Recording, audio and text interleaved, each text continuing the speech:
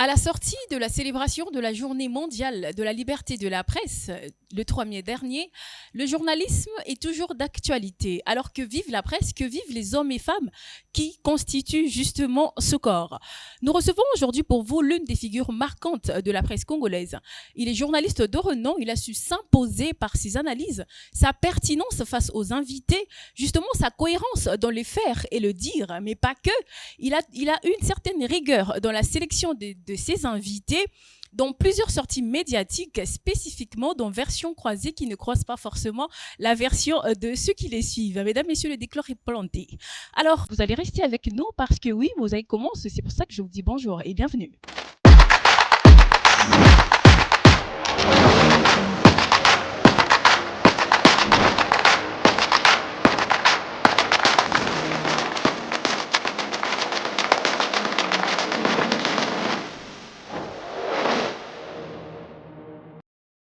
Bonjour une fois de plus, bienvenue mesdames, messieurs à cette chronique qui fait l'unité dans la diversité de nommée Mosaïque. Alors nous avons toujours un cocktail d'invités comme ça que nous vous proposons, mais surtout merci d'abord de rester fidèles à notre programme sur le canal 37 TNT 609 Bleu OTT, votre chaîne de la jeunesse et des bonnes valeurs, Kyria Media Channel. Alors comme je l'ai dit tout à l'heure, un cocktail d'invités défile sur ce plateau. Celui qui fait mention aujourd'hui, oui, ce n'est pas de moindre parce que je l'ai dit, il est un journaliste de renom parce qu'il s'impose par son savoir, son dire et son faire. Dans tout ce qu'il entreprend, mesdames, messieurs, je vous signifie, il est cohérent.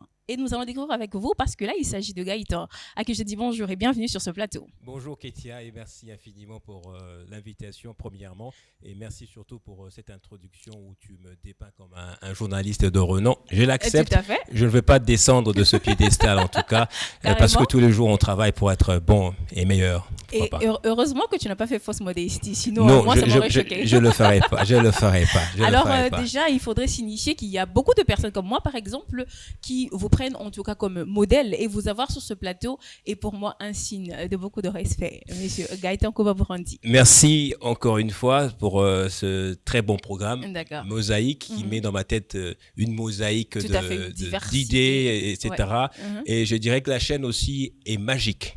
Voilà, merci beaucoup. Voilà, la chaîne est magique, mosaïque, magique. Et je suis sûr que vous êtes une femme qui est remplie d'éthique. J'essaie de rimer un tout petit peu. Merci beaucoup. Là, vous rendez la balle. C'est quand même intéressant. Et je pense que c'est sur ce lancé que nous allons justement poursuivre cette chronique. Mesdames, messieurs, ne quittez pas. C'est Identité. C'est tout de suite.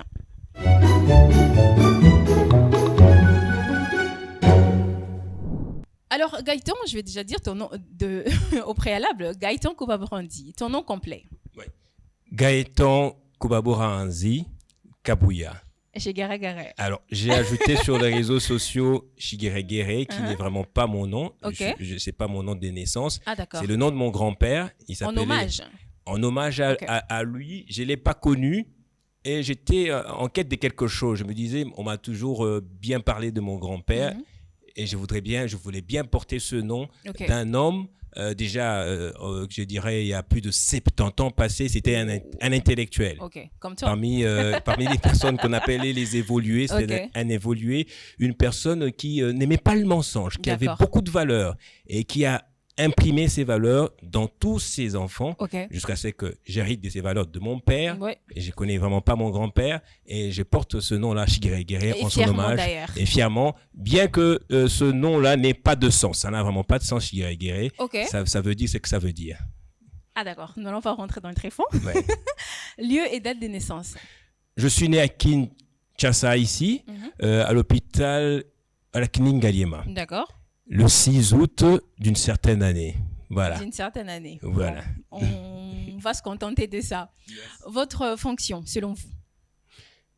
Fonction dans ma chaîne ou mon statut peut-être. Je suis journaliste, rédacteur, reporter et présentateur de JT à Télé 50. En dehors de cette casquette journalistique, on peut vous définir autrement? On peut me définir comme un citoyen congolais. Qui est épris de son pays, qui a des convictions, qui croit que le salut va venir des Congolais, qui réfléchit à ça tous les jours, qui est contre le slogan qui appelle les gens, les Congolais, à pouvoir voyager pour aller vivre à l'extérieur du pays, et qui pense qu'un natif ici en RDC, qui a fait ses études ici, est capable d'émettre des idées, des avis qui vont justement amener le développement en RDC. C'est comme ça qu'on peut retenir de moi quelque chose. Sous une simple question, on a tout un message qui a été lancé. J'espère que ça a touché des personnes concernées. Alors, comme tout le monde, votre hobby, votre passe-temps préféré? Je sais que ça sera un peu bizarre. J'ai pas ce que les gens n'appelleraient pas. Moi, j'ai pas des passe-temps en fait. Je ne fais que les mêmes choses régulièrement. Quand je suis souvent seul et si je ne lis pas un livre, ça je le savais. Je lis les articles ou je lis autre chose sur mon téléphone. Donc je ne fais que ça. Ou soit encore je lis la Bible. D'accord. Alors je passe mon temps à lire généralement. Je passe mon temps à lire des tweets. Donc on va retenir la lecture. La lecture essentiellement. Donc je n'ai vraiment pas d'autre chose. Ou la rédaction. La rédaction aussi, parce que tous les jours on écrit des articles de presse, etc. Mais ce que j'aime beaucoup faire, moi, quand je suis seul, c'est la lecture. Alors, est-ce que vous avez des phobies? Pas comme tel. Je me souviens pas avoir une phobie. J'ai pas peur de nager, j'ai pas peur de voyager. Contrairement à moi. J'ai pas peur du vide. J'ai vraiment pas de choses. Des insectes pas vraiment peur des insectes, sauf quand il s'agit des insectes un peu rares.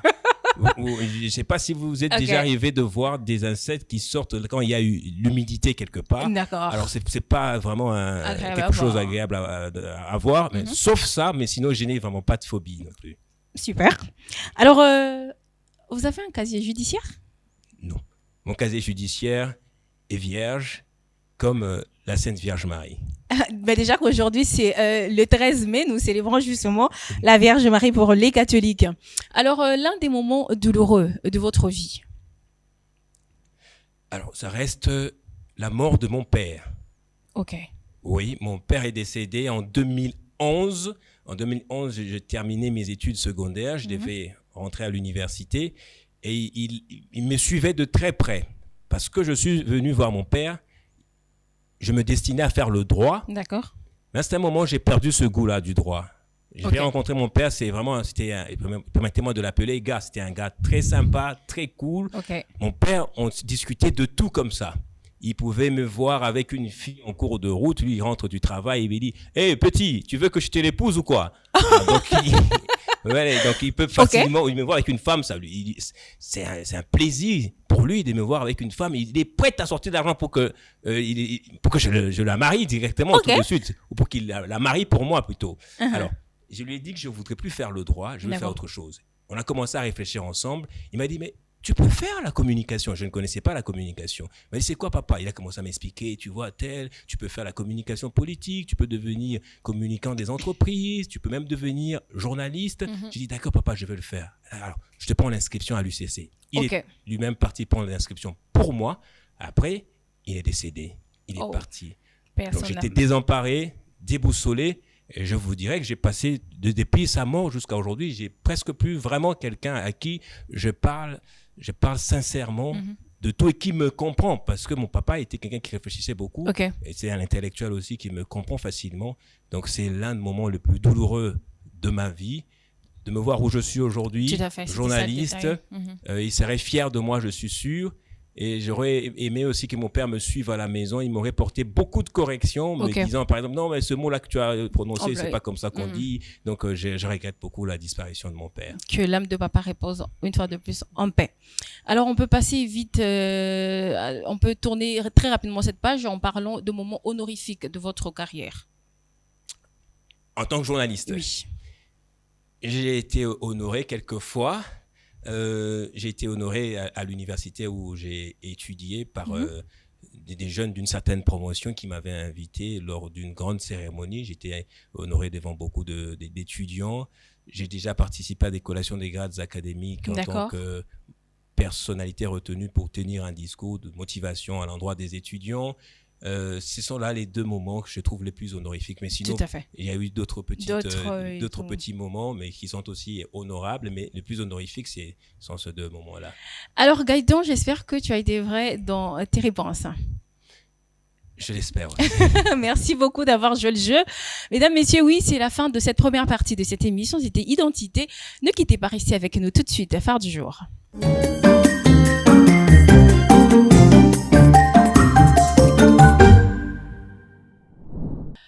13 mai 2025, 134e jour de l'année, nous célébrons toutes les personnes portant le prénom de Fatima et Roland.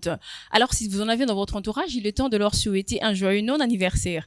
Et mondialement, nous célébrons la journée internationale justement de l'ingénierie. Alors, nous allons essayer de débattre sur ce contour avec notre invité. Déjà, pour définir l'ingénierie, justement, c'est l'utilisation des sciences et des mathématiques et pour justement résoudre des problèmes, mais pas que. Mais c'est aussi pour proposer des solutions de développement et des créations pour de nouvelles perspectives d'innovation en termes justement d'innovation, comme je l'ai dit tout à l'heure. Alors, avec notre invité sur ce plateau, ça serait un peu du tic au tac, parce que oui, l'ingénierie, c'est un peu un secteur qui n'est pas trop pris en charge, ou soit au sérieux, soit en considération de notre sphère congolaise. Alors, Gaëtan, je me retrouve très rapidement vers vous, mais déjà en parlant de propositions ou soit d'innovation avec des formules mathématiques qui pourront justement découler des résolutions. Est-ce que pour la RDC, c'est déjà une cohérence? La cohérence par rapport à l'ingénierie oui, user des formules mathématiques pour justement découler des résolutions. Il y a des mathématiciens ici. Okay. Il y a beaucoup de jeunes qui sont des génies, d'autres sont encadrés, d'autres finissent par trouver des bourses d'études pour aller étudier ailleurs. D'autres, finalement, n'ont jamais eu la chance d'être encadrés, d'obtenir des bourses, même la chance de faire les études primaires. Donc, ils ont cette connaissance à l'état embryonnaire. Je vous donne les cas. Vous savez, vous connaissez l'autisme? Oui. Ouais. On a des autistes ici. Des retardés mentaux, un petit peu. Permettez-moi de vous donner la bonne définition de l'autisme. C'est un trouble neuro-psychodéveloppemental. D'accord. C'est pas une maladie comme telle. C'est que les enfants qui ont l'autisme, qu'on appelle aussi le TSA, le trouble du spectre autistique. D'accord. Ils ont 3 difficultés. Okay. Difficultés de langage, ça veut dire qu'ils communiquent difficilement. Des difficultés sociales, ça veut dire qu'ils ont des relations sociales difficiles aussi. Et ils ont aussi des habitudes répétitives. D'accord. Ils bougent à tout moment. Ouais. Voilà. Donc, alors, parmi les autistes, il y en a qui sont des surdoués. Ils ont ce qu'on appelle le syndrome d'Asperger. Okay. Alors, nous avons aussi ces genres de personnes. Je ne vais pas généraliser notre échange, je prends juste les cas de ces enfants. D'accord. Donc, on a des gens, Elon Musk, le patron de Tesla, Twitter, tout ça, il a le syndrome d'Asperger. Vous avez vu ce qu'il a fait. Okay. Donc, moi, je connais une dame qui a rencontré dans la rue ici, non loin de chez vous, d'ailleurs, ici de votre chaîne de télévision sur le boulevard, un enfant doué, pétri de connaissances, j'étais inné de mathématiques, un mathématicien né, cet enfant-là pratiquement. Il a résolu, je ne sais plus quelle formule, je ne sais pas quoi, je ne suis pas mathématicien, mais la dame, elle a été surprise de voir ça.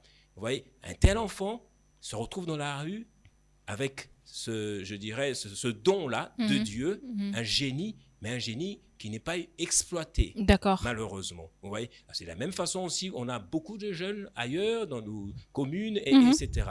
Avant de venir ici, je réfléchissais à une chose. Je ne sais pas si je parle un peu beaucoup, excusez-moi. Non, ça va. Oui, vous savez, si on continue comme ça en RDC, dans 20 ans déjà, on risque de connaître une autre forme de balkanisation. On a peur que la balkanisation vienne par la guerre. Mais alors que mentalement, intellectuellement, on ne se prépare plus. On commence à recourir aux personnes extérieures, pas toujours des Congolais, à la sous-traitance. On sous-traite tout. Voilà. La construction de routes, c'est l'ingénierie aussi, la construction de routes. Oui, tout à fait. La cybersécurité, la cyberdéfense, il y a de l'ingénierie là-bas. Les entreprises qui viennent ici, il y a de l'ingénierie là-bas, sont des gens extérieurs, des expatriés qui viennent nous sous-traiter. Vous voyez, c'est chaque secteur. Si vous allez dans notre cellule ici, congolaise, de la cyberdéfense, c'est un domaine de souveraineté. Vous verrez des Marocains qui viennent des fois nous prêter main forte. Vous verrez des Tunisiens, des gens qui viennent nous aider à déverrouiller un téléphone, etc. Pourquoi? Parce qu'on n'a plus d'intellectuels, des gens instruits qu'on l'on prépare. Donc, la balkanisation prochaine, pour moi, puisqu'on parle de l'ingénierie, gloire à Dieu, je profite pour en parler, pourrait être cette balkanisation-là, où on aura des gens qui vont commencer à nous coloniser. On va être recolonisés doucement, ici à l'intérieur. Nous, jeunes, on restera là seulement. Vous allez à Kinshasa Mall, vous verrez que les Congolais sont là seulement dans les comptoirs et autres, voilà, et ce sont des... Dans les gros postes, un peu, c'est un peu... Les petits postes, c'est Congolais, et puis la responsabilité, c'est les gens ailleurs. Ça va se généraliser si on continue comme ça. Alors Gaëtan, on sait que dans nos universités, on a quand même des facultés comme ça qui enseignent aux étudiants le génie technologie, le génie informatique et tout ça. Mais est-ce que tu penses qu'on est très lent ou soit on est au mieux encore théorique et qu'il faudrait peut-être miser un peu plus pour justement matérialiser ce secteur qui aujourd'hui connaît une ascension et qui promet des développements dans plusieurs pays du monde, mais que la RDC aujourd'hui même, tu viens de le signifier, dans la sécurité, le secteur de la sécurité de la RDC, mais qui est quand même sous-traité, c'est quand même dangereux. C'est vrai, j'ai dit des choses que je connais en tant que journaliste. Je sais que pour certains sujets, pour certaines affaires de sécurité nationale, nous sous-traitons cela. Nous sous-traitons cela. On appelle des jeunes gens qui ont fait l'Internet of Things, ça veut dire l'Internet des objets. Voilà. Ils viennent ici, on leur donne de l'argent, faites-nous ceci, on fait cela. Mais c'est qu'on devrait faire maintenant là, soit on envoie les jeunes aller étudier des domaines beaucoup plus particuliers où on n'a pas de l'expertise ici, où il n'y a pas des professeurs ici. Tout à fait, comme à l'époque de Mobutu, il y a eu des Chinois qui étaient ici pour qu'ils forment les Congolais. Parce que demain, si ça continue, si c'est la sécurité, on a déjà des gens extérieurs qui nous infiltrent. En tout cas, je vous assure, Madame Bolowa, nos enfants, pour ne pas dire votre enfant seulement, nos enfants risquent d'être des spectateurs d'un pays qui va leur échapper. Alors, tu penses qu'on devrait commencer déjà par revoir votre question, mais allez-y. Oui, allez-y. Voilà. Alors, est-ce que vous pensez qu'on devrait d'abord commencer déjà par revoir notre programme scolaire? Parce que oui, on doit l'actualiser. On est encore assez archaïque comme ça. Si on devrait déjà commencer par enseigner tout cela aux plus petits, bah oui, on parle de l'ingénierie, mais ce n'est pas que les routes, la technologie, mais c'est aussi l'agroalimentaire. Donc, dans tous ces secteurs-là, est-ce qu'on devrait en fait revoir le programme scolaire, tu penses? C'est une nécessité. C'est une nécessité. On n'a pas d'autre choix que revoir. Peut-être c'est faible. Vous voyez, j'ai été proche des professeurs. Un certain enseignant, il te sort son manuel de préparation de cours. C'est un vieux cahier, là. Son écriture d'il y a 20 ans. Il n'a plus le temps de s'actualiser. Il y a même de ceux qui ne lisent même plus, en fait. Ils ont tout gobé dans la tête et une fois que... Je suis allé rencontrer certaines personnes intellectuelles. Il y en a qui ne connaissent pas l'intelligence artificielle. Merci. C'est partout, ça existe partout. Dans tous les domaines, on trouve l'intelligence artificielle. J'ai cité des pasteurs. Je leur ai dit, vous connaissez ChatGPT, non? Vous connaissez quoi? Vous connaissez... comment vous ne connaissez pas? Vous allez dans les universités, on ne connaît pas l'intelligence artificielle. Pourtant, ça change les domaines. Ça permet... de pouvoir sophistiquer, d'accélérer le raisonnement, le rendu, les résultats, etc. Tout ça dépend de comment vous l'utilisez. Ça doit être intégré ici. Nous, on a un retard de peut-être de 50 ans. Clairement. L'enseignement universitaire est même un peu plus bas. Clairement. Alors, est-ce qu'il y a quand même des propositions comme ça à faire pour justement essayer de transcender l'éducation de notre pays à un certain niveau? Parce que oui, la mondialisation, c'est une chose. Ça emmène et des valeurs et des dépravations. Mais si on doit rester sur le bon côté des choses, la mondialisation nous force actuellement à nous adapter parce que oui, on resterait en dehors du monde et là, on nous infiltrerait avec des radars invisibles et on sera surpris comme ça.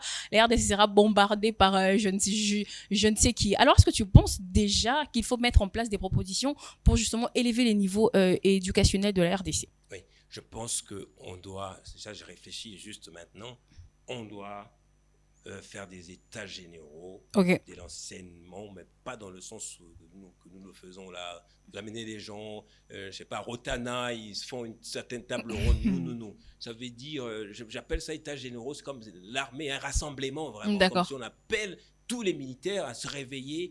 On va dans chaque domaine, on choisit les meilleurs, on forme des poches des jeunes qui vont assurer la souveraineté de demain dans le domaine stratégique. D'accord. Je ne suis pas venu dire ici qu'on va faire de tous les Congolais des génies, des élites. Non. Mais moi, je regarde un peu, je vois dans le microcosme, je dirais, scientifique, académique que nous avons ici, je ne vois vraiment pas quelqu'un sortir de ce lot-là, de cette bassesse dans laquelle la bassesse de l'enseignement. Je ne vois pas quelqu'un sortir du lot pour être à même demain de défendre le pays dans le contexte actuel. Donc, on va commencer, comme Joseph est venu dire, le danger est imminent, il est demain.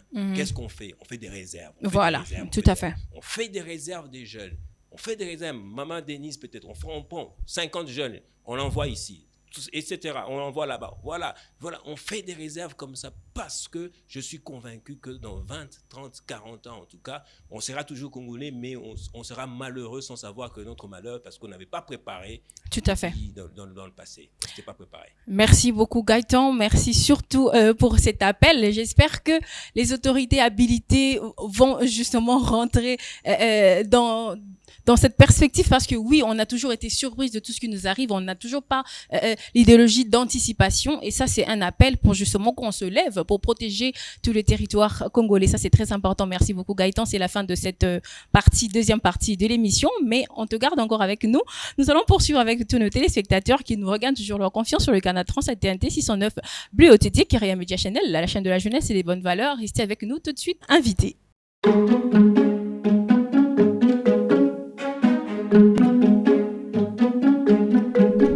C'est la troisième partie de cette émission, mesdames, messieurs. C'est la partie où nous rentrons dans le tréfonds de notre invité, nous le décortiquons un petit peu, parce que oui, il a ses airs un peu timides, mais pas que. Vous venez de remarquer qu'il arrive aussi à s'ouvrir quand il s'agit des questions qui touchent la nation. Mais là, nous allons rentrer un peu dans une petite question qui touche sa petite vie, ce qu'il a été, ce qu'il est aujourd'hui, ce qu'il compte devenir. Alors, Gaëtan Kubaborandi, moi j'aime me rajouter Chigeregere parce que je sais que Chilolo n'arrête pas de t'appeler Chigeregere. Gaëtan, une figure marquante, comme je l'ai dit au début, de la presse congolaise, du journalisme en général. Tu peux déjà commencer par nous relater le déclic jusqu'à ce que tu en arrives là. Je sais que c'est papa qui a commencé par te mettre orienté sur la voie, mais jusqu'à ce que toi tu portes justement cette vision. Au départ, c'était pas pour devenir journaliste. D'accord. Mais je savais pas que c'était un appel de Dieu. Ok. Pour moi, faire le journalisme, c'est un apostolat, c'est une vocation. Vocation, ça vient de Dieu. Mm-hmm. Un jour, j'ai écouté la radio RFI et je me souviens plus du nom du présentateur d'une émission là. Et j'ai commencé à répéter ce qu'il disait, sa manière de parler. Je répétais, je faisais que répéter. J'ai pris plaisir à le répéter. Alors que moi, je faisais des études de communication pour être un communicant. D'accord. Pour faire soit la communication des entreprises ou soit être un marketeur, etc. Mais ce jour-là, dans ma chambre, j'aimais beaucoup écouter ce monsieur-là, sa voix, et j'ai eu comme un air de ressemblance entre sa voix et ma voix à la RFI. Alors j'ai commencé à répéter, et je sentais que ça coulait. Je dis, mais je peux faire le journalisme aussi. Alors, je rentre à la maison, j'ai fini mes études et je me mets à rechercher le travail. D'accord. Je regarde à la télévision, je vois une chaîne, très belle chaîne, Télé 50, et je me dis, non, ma place, c'est là-bas. Il faut que j'aille à Télé 50. Et j'arrive, il n'y avait pas de place à la télévision. À l'époque, c'était comme ceux qui regardent le football, ils appellent c'est le galactique. Hein. Il y avait des grandes stars à la télévision, Télé 50, hébergés ou abrités, en tout cas, les meilleurs journalistes de la capitale. Je n'avais pas trouvé de place, je suis allé à la radio et on a aimé comment je travaillais à la radio. Mais ce n'était pas toujours facile, la radio, ce n'est pas ce que je voulais, etc. Et entre-temps, un professeur m'a rappelé à l'université pour que je l'assiste. Je remonte à l'université comme candidat assistant. Je ne vais pas ici m'arroger des titres, j'étais assistant. Non, j'étais candidat assistant. J'ai introduit ma demande pour être nommé. On est assistant qu'après une nomination régulière. Alors, je rencontre un ami à moi. C'est lui qui me dit, c'est un serviteur de Dieu, il me dit, non, toi, ta place, c'est à la télé. J'ai dit, non, c'est pas faux, c'est faux. Ta place, c'est à la télévision. Jusqu'à ce que par un concours hasardeux de circonstances, je me retrouve encore à la télé. Et là, je prends plaisir à parler, je prends plaisir à résumer aux gens les choses les plus difficiles, je prends plaisir à rencontrer les gens, je prends plaisir à découvrir les choses, à découvrir le trou dans lequel notre pays se trouve, parce qu'en fréquentant les politiciens, vous voyez combien il n'y a pas des gens qui ont de l'éthique. Vous voyez comment est-ce que notre pays se dirige, où nous allons. Dans le gouffre. Dans le gouffre, je ne veux pas être aussi pessimiste, mais vous voyez comment le pays avance. Et moi, ça me passionne énormément de faire ce travail de journalisme. Pas seulement les politiciens aussi, parce qu'il nous arrive aussi d'aller rencontrer les bas peuples. Oui, tout à fait. Vous allez rencontrer les bas peuples, vous donnez la voix aux gens qui n'ont pas de voix. Il y a des gens qui vous disent que non, on me traque ici, je suis parti en exil. Donc, vous découvrez un peu beaucoup de choses et vous faites de votre mieux pour être professionnel, pour pas que vous aussi, vous soyez traqué par... et ça fait partie de nos prochaines questions, justement. Est-ce que as-tu déjà été interpellé ou incarcéré? Jamais, je n'ai jamais été dérangé, inquiété par rapport à mon travail, parce que je fais un effort de toujours émettre des opinions qui sont vérifiées, de dire la vérité et avec certaines manières de le dire. En tout cas, je fais un effort pour ne pas insulter quelqu'un. J'ai reçu des invités qui ont été interpellés par après. arrêté vraiment pendant un long moment. Il y a une dame d'un ami, c'est un ami maintenant que j'avais reçu, sa maman, après qu'on a arrêté son fils, m'appelait tous les jours.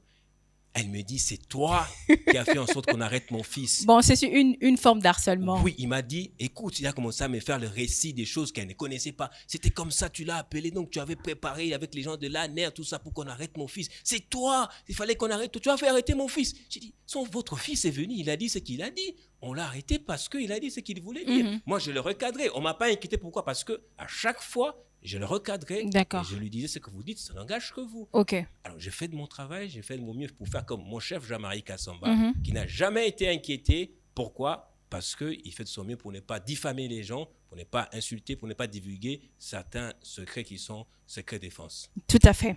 Alors, Koubamorandi, Christian Bossembe, justement, ce lundi dernier, parce que oui, le président de la République a célébré la journée de la liberté de la presse, pas le 3, mais le 5, hier, le 5 mai dernier, où il a réuni tout le gouvernement et pendant qu'ils étaient en train justement de tenir ce rassemblement, Christian Bossembe a dit, je cite, sous votre mandat, aucun journaliste n'a été tué, arrêté ou torturé pour ses opinions. Aucune rédaction saccagée ni fermée.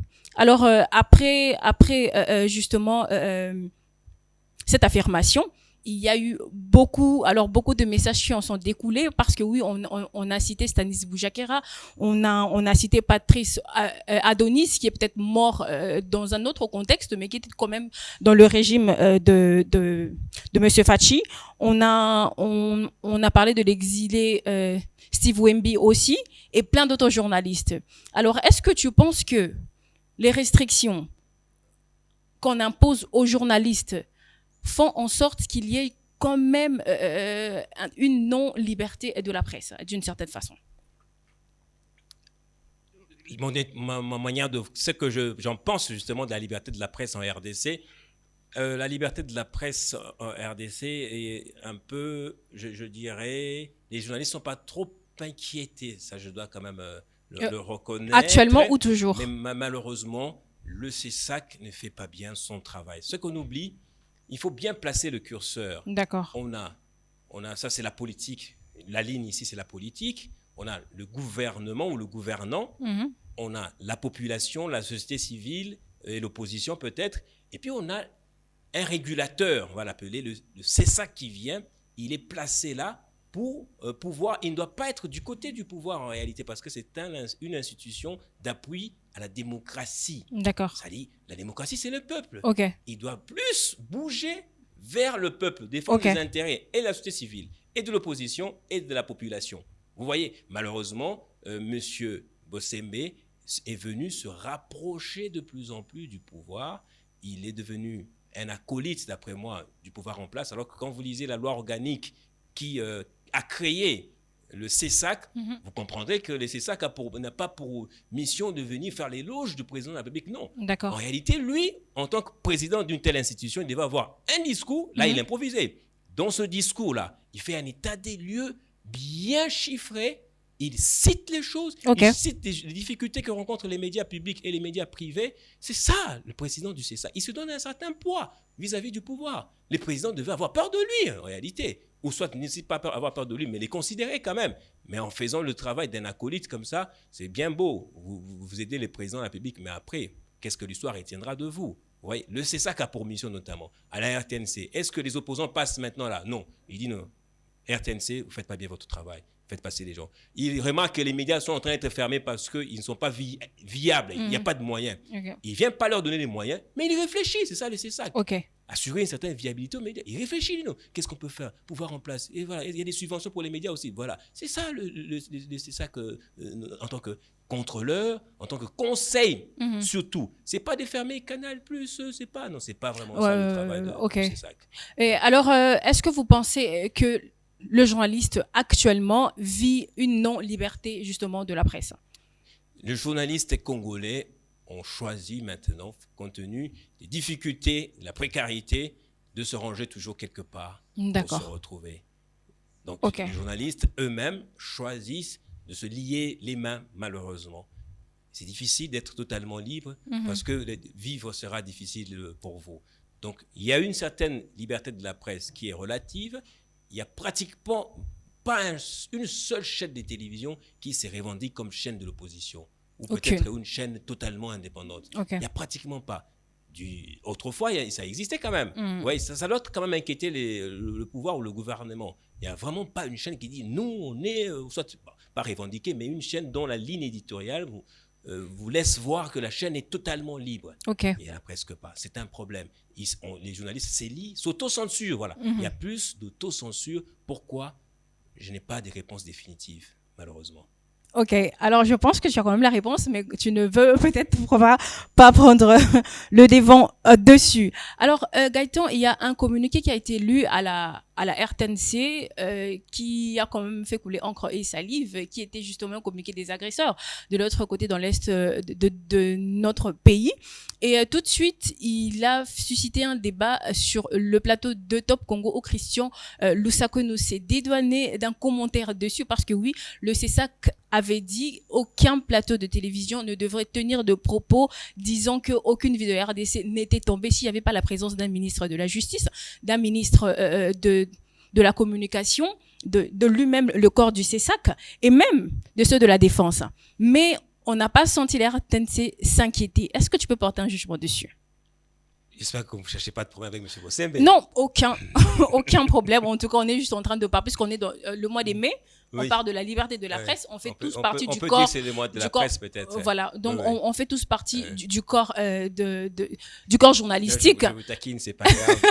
Donc, c'est toujours important de revenir comme ça sur 2 points qui vont nous couvrir. Et si aujourd'hui, je disais que telle ville de la RDC est tombée, je pense que je n'aurai pas de sanctions, comme M. Christian l'a dit au préalable. Je suis en train de réfléchir, chercher comment adoucir mon raisonnement.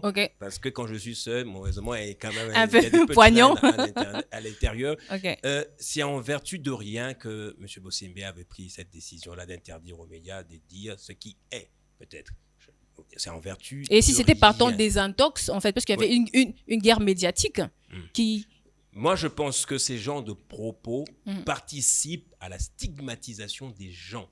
D'accord. Parce que finalement, on dit, si un média dit ce qui est, la vérité par exemple, ce média-là, on le taxe de quelque chose, on le stigmatise, on le stéréotype. Et quelle image renvoie-t-on et des médias et des journalistes auprès de la population finalement? Donc, on ne renvoie pas une bonne image. Ça veut dire, si un jour vous dites la vérité, c'est un média des rebelles, c'est un média des Rwandais, parce que le média a dit ce qui est arrivé aussi à Top Congo. Pendant les événements de Goma, là, un jour, ils ont reçu un ministre. C'est Top Congo, vraiment, qui avait pris le courage de dire ce qui se passait. Et c'est après cette sortie, en fait, qui est tombée on a commencé à la dire décision. Top Congo, c'est un média acheté. Pourquoi? Parce qu'il y a eu le chef d'un corps d'institution qui a dit qu'on ne doit pas dire, on ne doit pas dire, on ne doit pas dire. Et ça a participé, ça a créé justement cela. Moi, je crois que si M. Bossembe continue comme ça, c'est la mort des médias qui le va justement créer. D'accord, malheureusement. Alors, notre dernière question, parce que oui, nous allons à la fin de cette partie de l'émission. Est-ce que tu t'es déjà vu en train de ne pas vouloir dire quelque chose qui est quand même vrai par des peurs des représailles? Oui, normalement, ça arrive à tout journaliste de pouvoir s'auto-censurer aussi parce qu'on n'a pas suffisamment d'informations. Soit parce qu'on n'a pas suffisamment d'informations. Oui, premièrement, mais aussi quand vous avez fait des études de journalisme aussi, on vous apprend que tout n'est pas à dire tout haut. Quand ça touche à la sécurité nationale. Mais quand c'est la vérité que la population devrait en fait savoir. Et puis, il faut aussi se regarder soi-même. Est-ce que ça peut me créer des ennuis? L'intérêt public, ça existe, mais ma vie aussi, ça compte à un certain moment. Vous voyez? Donc, on peut s'auto-censurer. C'est pas toujours mal de s'auto-censurer, mais quand c'est poussé, quand c'est manipulé de l'extérieur, comme par ce que fait M. Bossembe, là, ça devient un problème. Mais s'auto-censurer, ce n'est pas toujours mauvais. ce n'est pas toujours mauvais. Merci beaucoup Gaëtan, surtout merci pour ta perte. Comme je l'ai dit au début, tu es toujours pertinent et cohérent dans tes dires parce que déjà ta posture le dit si bien. Merci surtout de t'être ouvert dans cette rubrique invité et nous allons passer très rapidement à la prochaine étape de cette émission parce que oui, nous tendons à la fin, mais c'est l'avant-dernière étape, mesdames, messieurs. Ne quittez pas tout de suite, face to face.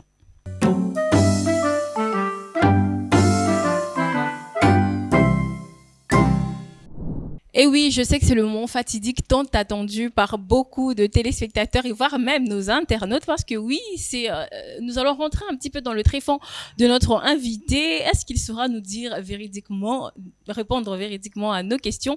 Nous allons le découvrir tout de suite. Gaëtan, tu es prêt à dire la vérité, rien que la vérité? Je jure de dire la vérité, rien que la vérité. Serment. Alors, Gaëtan, vrai ou faux? Le Rotary Club jusqu'à la mort. Jésus-Christ jusqu'à la mort. Faux. Diversion? J'ai dit faux. Tu as fait diversion? J'ai pas fait diversion. J'ai dit que la seule chose à laquelle je peux m'attacher jusqu'à la mort, c'est Jésus-Christ. Toute autre organisation, toute autre chose, je peux laisser en cours de chemin. D'accord. Vrai ou faux, plusieurs personnes t'évitent parce que justement on te colle une connotation de cultiste. Faux. Ok, je vais passer très vite parce qu'après, c'est à toi de voir. Gaëtan, si ce n'était pas Télé 50, ça aurait été quoi? Unikin. En tant que professeur. En ce moment, peut-être chef de travaux, assistant en train d'évoluer carrément. Ok. Alors, notre avant-dernière question, Gaëtan, vrai ou faux, récemment, tu as eu une altercation à Linguala avec un passager. Un passager de quoi? À Linguala, tu passais et puis il y a eu une altercation entre vous. Non, faux. Et si je te disais que j'avais de preuves? Allez-y. Sûr? Oui, oui. Et tu es prêt à montrer la vidéo au monde entier? La vidéo, non, si vous m'aidez à me souvenir, je dirais oui, mais je ne me souviens pas d'avoir eu une altercation avec quelqu'un sur la Mulerie à Linguala, non. D'accord, alors je pense que la vidéo va quand même vous rafraîchir la mémoire, vous êtes prêts? Oui, oui. Alors vous allez juste vous retourner un petit peu pendant que Sky va balancer la vidéo et nous allons découvrir avec vous.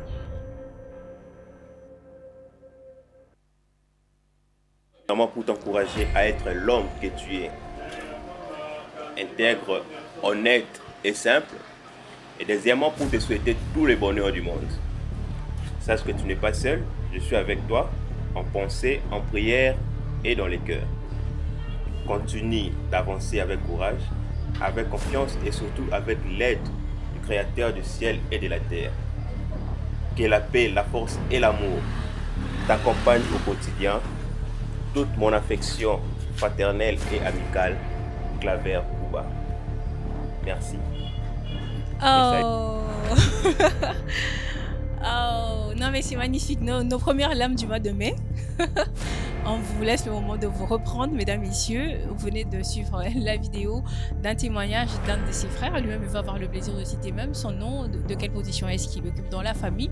Et oui, c'est comme ça aussi dans Mosaïque, des moments comme ça qui vous rattachent encore de votre famille. Oui, on vous renouvelle encore de l'attachement avec vos membres de famille, avec vos proches.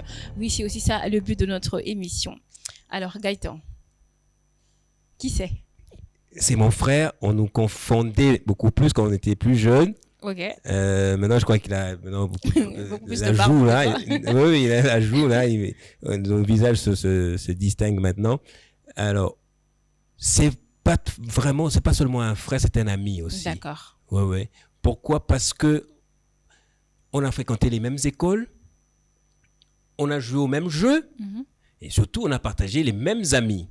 Ah, d'accord. Pour la petite blague, mes amis, souvent, quand ils veulent me charrier ou quand ils veulent plus de moi, ils disent non, écoute, d'ailleurs, tu n'es même pas notre ami.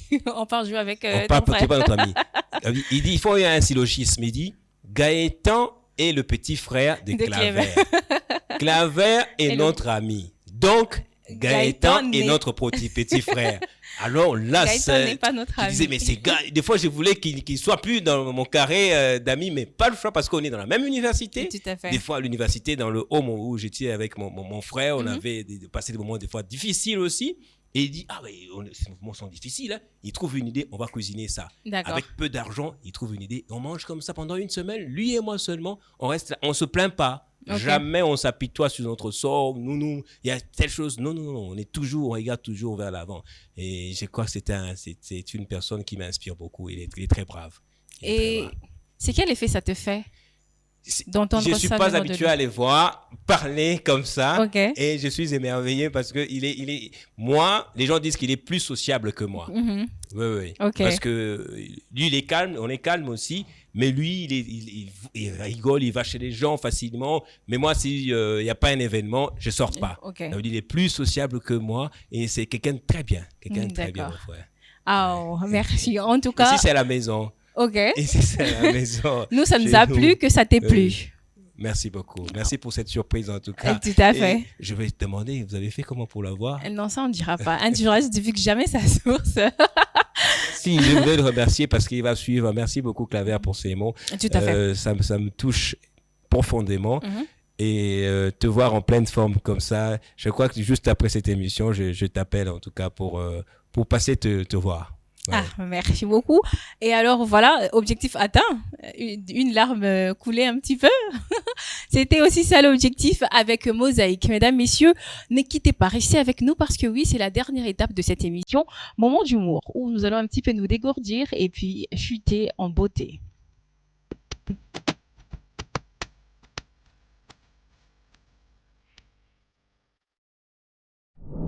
Et oui, c'est la dernière partie de cette chronique, mesdames, messieurs. C'est au moment où on va un petit peu se dégourdir le mâchoire parce que on doit bouger un petit peu avec un petit sourire pour nous dire au revoir. Et notre invité sur ce plateau est déjà prêt à vous raconter une blague. L'obligation, c'est qu'elle fasse rire. Et c'est tout de suite. J'ai 2 blagues, mais ça ne va pas me présenter sous un bonjour, mais je vais être honnête quand même. Je vais la raconter celle-là. Ça me concerne directement. Ma mère, elle blague un peu beaucoup. Hein. Elle aime bien me dire des blagues sur moi. Un jour, je l'ai présentée à ma fiancée. Elle a regardé et dit, maintenant, elle dit à Lingala, Charlot. Ça veut dire il marche comme ça. J'ai dit, mais attends. Alors, il est au courant de Gaëtan, achète peut-être, je sais pas moi, les piles ou quelque chose. Non, quand tu lui donnes seulement l'argent, elle se retourne, elle dit, non, c'est le cas. Gaëtan, je suis parti. Et puis, je rentre directement comme ça, comme Charles. Donc, ça, c'est une blague. C'est vrai que j'ai marché vite. Ouais. J'ai fait un effort pour un peu atténuer un peu cette manière de marcher. Alors, j'ai une autre blague là, mais ça aussi, c'est pas très cool. Je reviens de l'école. J'arrive dans le quartier, il n'y avait pas de courant. Okay. J'ai mes affaires, je rentre mes affaires à la maison, je retourne, je vois mes amis étaient assis dehors là. On appelle ça le coin, donc les directions, voilà. Et tous mes amis étaient là, avec qui je jouais au football à l'époque. Je ne savais pas que dans la journée, il y avait eu Koulouna et mes amis s'étaient battus. Parce que je dois avouer que j'avais des amis qui, pas tous, hein, il y en avait qui faisaient partie des quelques gangs, des écuries, comme nous disons ici à Kinshasa. Et les bureaux 2 étaient à la recherche de mes amis là. Moi, je ne savais pas. Ok. Je suis assis là avec eux, ils discutent, je ne sais plus de quoi. Soudain, ils ont pu repérer ces bureaux 2 là. Moi, je ne connaissais même pas c'est quoi les bureaux 2. Go. Chacun d'eux est en train de se lever, il se lève, il part. Moi, je comprends pas pourquoi tout le monde est en train de partir comme ça. Et quand je regarde, je dis non, il faut Gaëtan bouge d'abord. J'essaie de bouger comme ça. Ils étaient en tenue civile, les bureaux de toujours. Ils sautent sur nous tous là. Eux tous sont partis, sauf qui? Sauf moi. Gaëtan. On m'attrape ici. Oh, je ne comprends pas ce qui se passe. On m'attrape là. Et je dis, qu'est-ce qu'il y a? Alors, la blague, c'est quoi maintenant? On m'amène, on passe devant notre maison. Il y a une dame qui était là. Oh, mais l'enfant de papa Laurent, non? À l'époque, je crois, mon père était encore en vie. Le papa Laurent. Alors, on rentre, on appelle ma mère. Les gens de l'avenue sont sortis. Mais moi, et tout ça. On m'a retenu ici. Et puis, je ne savais même pas marcher, en fait. J'étais en train de voler. J'ai volé, en réalité, parce que Le gars là, il était tellement fort qu'il tient ma ceinture. Je crois qu'il faut déjà enlever les ceintures. Quand un policier te tient, c'est difficile. J'ai patiné comme ça au-dessus. Donc, je suis allé de la rue là jusqu'au commissariat, comme ça en train de patiner. Et une de nos voisines m'a tenu. C'est Gaëtan, rentre. J'ai dit, mais regardez-moi, je suis en train de patiner. Alors, j'arrive au commissariat, je rencontre je sais pas les l'OPJ en question. Quand il m'a interrogé, il a remarqué que je parlais en français, je répondais en français. Il a regardé. Après, on m'avait finalement relâché. Relaxé. Mais j'étais la personne malheureuse, en tout cas, ce jour-là. Clairement. L'ignorance vous a attrapé quand même. Et je n'oublie pas comment. Alors, c'est pas fini. Je rentre là à l'intérieur. Singaya Bilamba. On me ligote. En fait, je ne savais tellement plus pleurer que je n'ai jamais senti une telle douleur que les larmes se séchaient directement. En voulant sortir, les larmes se séchaient. Je dis, c'est quoi ça? Et puis, donc voilà, c'est cette blague-là. C'est une partie de ma vie que j'aime pas, mais bon. Carrément. Je la raconte comme ça. Malheureusement, nos policiers ne font pas toujours bien le travail. Non, mais ça, c'est vrai. Ça, c'est vrai. Même nous autres, ici, on aurait marché pour qu'on te libère, c'est vrai. Merci. Et alors, en parlant de Charlot, quand tu as parlé de maman, je me rappelle à la dernière, à la dernière émission, tu m'as dit que tu te marieras en juillet de la prochaine année. Ouais, j'ai pas oublié. Je l'avais dit peut-être prophétiquement alors. Bon, ça, on va en parler quand on va éteindre les caméras. Merci beaucoup Gaëtan, merci de ton passage ici. Surtout, merci de nous avoir fait l'honneur parce que je le signifie. Vous faites partie justement d'un média confrère à nous et voilà une collaboration quand même qui se fait comme ça en toute simplicité, surtout en toute humilité. Moi, j'affectionne énormément et je vous te dis merci. J'espère que c'est la première mais pas la dernière fois. Je reviendrai. Merci beaucoup. Et peut-être un mot pour la chaîne. Oui, tout à fait. La chaîne est magnifique en tout cas. Merci. Il fait frais ici, des très belles caméras, des très bonnes personnes. J'ai un homo ici, Gaëtan que je salue, qui est derrière cette caméra. En tout cas, merci pour le travail. Et j'ai beaucoup aimé l'accueil. Toutes les personnes qui sont sympas. Merci beaucoup. Merci vraiment d'avoir cette perception de nous. Mesdames, messieurs, je pense que vous aussi, vous retenez en tout cas une bonne image de cette chaîne qui vous agrémente tous les temps dans nos différents programmes. Alors, on se retrouve prochainement, comme j'ai toujours l'habitude de le dire, avec le même plaisir, sur la même chaîne, à la même heure. Quant à moi, je vous dis bye bye.